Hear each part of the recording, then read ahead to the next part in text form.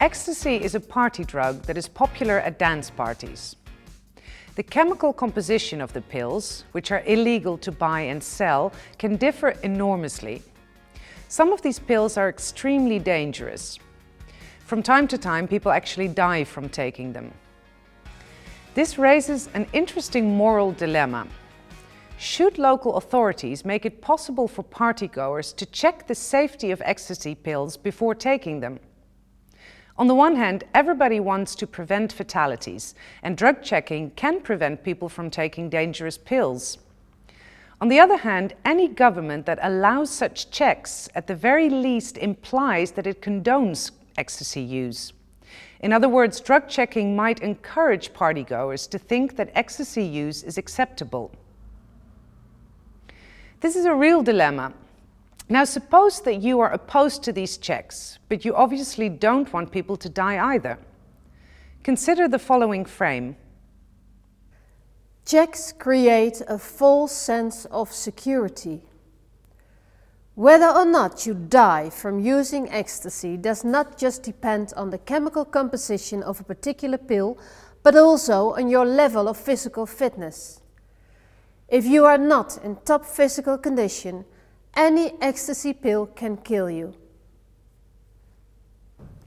The strength of this frame is not just that it is sticky or that it satisfies the other requirements of a good frame, but that it releases us from a tricky moral dilemma. In this frame, we are no longer faced with a choice between allowing drug checking or risking people's lives.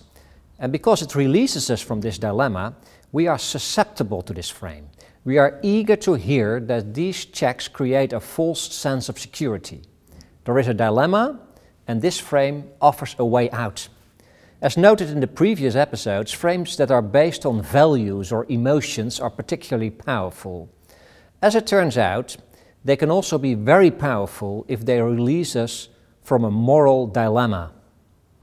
Frames can be even more effective if they explicitly tackle the underlying moral dilemma. Imagine a famine or an armed conflict that is creating a huge stream of refugees. One country has already absorbed a large number of refugees, and the question now is whether it should accept any more. Consider the following frame. On the one hand, we have a moral duty to help these people. A moral duty. On the other hand, our country has already done its fair share. Our society cannot absorb any more refugees. I believe that we should look after these people in their own region. That is what we ought to do. They should be looked after close to home, not here where they are far from home. This frame presents the problem at hand as a moral dilemma. When faced with such a dilemma, we become susceptible to the close-to-home frame, which offers a way out. The essence of this frame, it presents the problem as a moral dilemma and then presents the proposed solution as a way out of this dilemma. In this way, it appears to transcend the original problem. Finally, this frame is actually very common. If you are conservative, but you also want to show compassion toward the poor, you can call yourself a compassionate conservative. If you are a liberal, but you also want to be tough on crime, you can talk about muscular liberalism.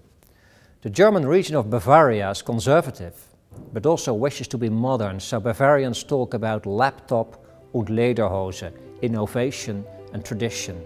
The idea behind this frame is that by embracing a dilemma, you can transcend it.